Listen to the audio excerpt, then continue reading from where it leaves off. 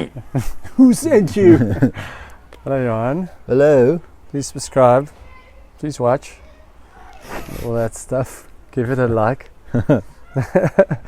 Yeah. When was St. Patrick's Day? St. Patrick's Day is tomorrow. Tomorrow? Yeah. Okay, good. That's important. St. Paddy's, yeah. Yeah, so last weekend of the Six Nations. Yeah. And yeah, it makes me worried for our end of year tour. Does it? Yeah, looking at how good France is. Yeah, definitely. They are so good. Let's start with the first game. Okay, of let's the start, weekend, yeah. though, which was Italy at home against Ireland. It's a different Italy from last week, I would say. Yeah. And also, what do you read into the whole Irish? Not like just struggling a little bit. It's not like the wheels have completely fallen off or anything. I think the whole 3 guys retiring in 1 year, 3 real stalwarts of the Irish game. Conor Murray, Peter O'Mahony and Cian Healy. All 3 of them played over 100 tests. Conor Murray the most. But yeah, so they've been around for quite some time. Monty Ioane scored early on after 11 minutes. They started really well. But it's a little bit of a trend for them, isn't it? This season they start well. With a lot of energy. The bench isn't that strong. About 2, maybe 3 tries. They're going to have to. Yes, there were so many injuries. Like the first substitute, 18 minutes, then 29 minutes. Another guy on 29 minutes. Another guy on 45 minutes. So a lot of very disruptive, but the end result was only 17-22, and they had a chance to win it. Kapuatsu right at the end just basically threw a pass to no one on like 79 and a half minutes while they were on the attack. So they could have won the game, but you sort of can't figure out. Maybe it's the coach, the interim coach. Maybe it's an aging team, the Irish. I don't know. I don't think they look poorly coached. No. I think they're playing as well as they possibly could. You know, that's how it seems, because they look well drilled and they're reasonably disciplined, other than that little headbutt on. Yeah. I think it was on Peter O'Mahony. Yes. But otherwise, the Italians. The red card on the 48th minute. That's early in the game as well. Obviously, he was replaced after. I'm talking at that and also at the end of the game. Yeah. But otherwise, I don't know how talented they are. The Italians. Yeah. They've got some very good players. Yeah. But I don't know. I think the Quesada is a very good coach. I think he's getting the most out of them. Yeah. But you can't keep losing, getting smashed against France and that sort of thing. Yeah. Put up a good fight and then the next week the wheels completely fall off. Yeah. England and France absolutely smashed them. Yeah. But it's hard to. The Irish? It's hard to put. Irish sort of struggling through the tournament a little bit. They scored 4 tries.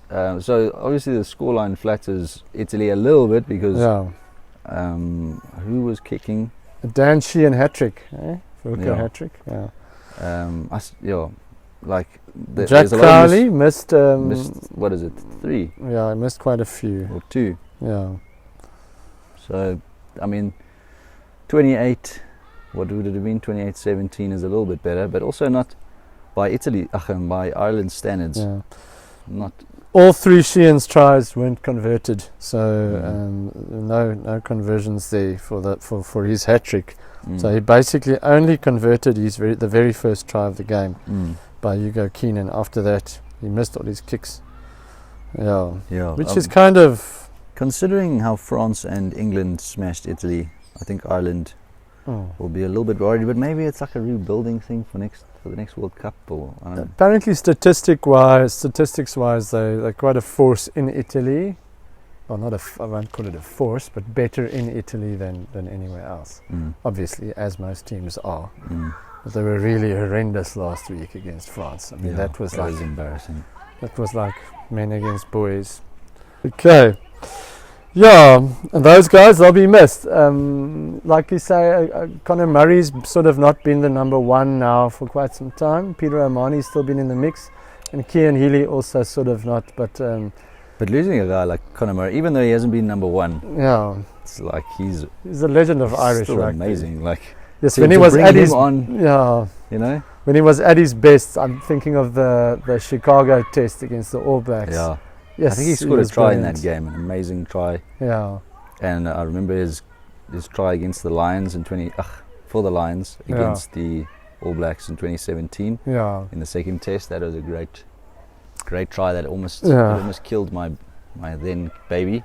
I was holding my baby watching the rugby, yeah, and then he made that break. I think it was a tap and go. I can't remember, Yeah. but he took a gap close to the line, and he scored. And then I screamed into my baby's ear, and he was inconsolable. And that baby is promptly, the baby was taken away from me. baby's Not almost 8. forever, just I was not allowed to hold it whilst watching rugby anymore. So Yeah. no, I mean he'll be missed definitely. I've never But- seen a scrum half kick from the base of a ruck. He was very good. Kick at like a playing box 15-meter kick out kick. Yeah, from a base of a ruck, yeah. That's like I 5 feel like- meters from the touchline. Yeah, and I feel like he almost became the poster boy of that Yeah, thing. Like I hadn't, like that wasn't such a thing. I mean, I'm sure it was, but yeah. he just did it so well that Yes. he had yeah. to take note. You know. Yeah, he almost took some of the pressure off Sexton. Yeah. The thing is, part of the struggle with Ireland must be the post-Sexton era, is maybe having a bigger impact than we originally thought. Yeah, I mean, But like you know, we've had our debates about how good Sexton was, and then the Irish fans are like, "Are you crazy? He's like the Yeah. goat," yeah, and we were like, "I don't know." yeah. And now maybe we're seeing it. Yes. And they sort of haven't really decided between Crowley and now Prendergast who's going to take his place. So they Yeah, can't really find a replacement. In any case, so Yeah, good for them. we can Bonus gamble point on. try. Obviously not enough to win the competition. And then Wales, there's not much you can say, hey, in Cardiff, yeah, in front of a packed Principality Stadium, getting absolutely smashed 68-14. Good for England. I mean, good momentum. Yes. They're looking good. But if you look back now, you Yeah. kind of think like, with the weird form that Ireland are in, Mm.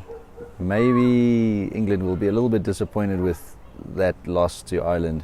Mm. You know, Yeah. it's what ifs and maybes and whatever. You know. Yeah. Yeah. They had a good, I must say, they had a good Six Nations. England. Yes, they did.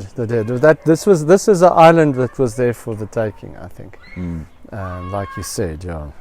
Yeah. So a lot of young guys playing really well for England. Just like silly mistakes. Gareth Anscombe kicking the ball out over the dead ball line when you really need to build some momentum. Also some young guys, but I mean that young winger, not sure what his name is. I can have a look. He's so young looking.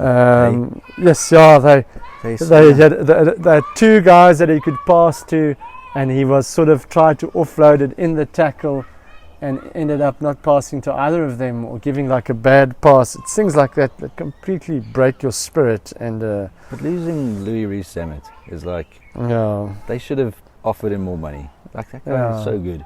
he'll probably come back. I don't know what's going to happen No, with the he- whole Ellis Mee He's got is the this guy's idea. name. Ellis Mee. He's got this idea that it was his dream to play American football. Yeah, Maybe it was, but I mean that's weird. it sort of felt like that was the beginning of the From end when Wales. he left. Yeah, him and Alan Wynne-Jones and Yeah, and a lot of guys retiring, Tipperick, and they brought Falatau back now, but his impact wasn't huge. he looks a little bit old now. Yeah. Mm. So I don't know. Is there anything else we can say about it except for they need like the next big thing in coaching Yeah, to sort of bring through the youth and to rebuild, and they need to do it quickly. yeah. Maybe the they Welsh. should get friggin' Joe Schmidt or someone. Yeah, You know, I yeah, thought Joe Schmidt did well with the Aussies in his season, yeah. but And- yeah, England on the up, definitely, yeah. They're Yeah. gonna be a force at the next World Cup. with young guys. Mm. And then France Scotland, I thought thought Scotland started really well as well. Also, I think a bit of a depth issue. A yellow card after 11 minutes didn't help. But then France also got a yellow card. And a lot of really good performances. Finn Russell, I thought, was on his game. Darcy Graham being back was good. But yes, France needs so little. They only need a tiny opportunity to make a line break or to do something amazing. And what's that? BRA and those are just so amazing at the moment, and they play with such confidence, and everything just seems to be working. Yeah, it looks disjointed, but they do it so well. What I mean is, it doesn't look like they're making anything. It looks like it's just like individual talent that's sort of creating those opportunities. But you can't do it week in and week out if it's not. They're obviously doing something that's playing into their hands. Maybe it's a kicking game, maybe it's whatever, I don't know. But their counter-attacking is amazing. They just create so many opportunities, even though some of them don't pay off. They create so much. If you think of against England. If you think of the World Cup, what was it, the quarters, when we played against France, so it was such a weird game because it was just try, and we sort of broke their confidence. But if you don't do that, they're just going to grow in confidence, and they're just going to, passes are just going to stick, or cross kicks are just going to work. What do you think of? Sorry, I'm going off my own topic. But now that Dupont got injured, they want to re-look at the whole cleaning out at the ruck. What do they want to do? I'm not sure, but Intermark said that they have to re-look at the rules and stuff of guys flying into rucks and stuff, because the best player in the world got injured now. Yeah, look, either way, it looked bad. Yeah, it did. Just so... Well, I've been saying from primary school level, is just don't take a run up into a ruck. Don't do it. Don't run and clean out. Just from a stand still and try and get players out of the ruck. But you cannot run and charge into rucks anymore. Support your player better. Be there closer to him. Don't run away from support. You don't need a fly in like that. No, exactly. It started raining now. It's starting to rain. But I think we're pretty much finished. Yeah. Okay. Let's do it then. Congrats, France. Congrats. Yeah, they won the competition. Yeah. Without losing a game. Yeah. They didn't lose a game, no. No, they lost to England. They lost to England. Yeah. Yes, see.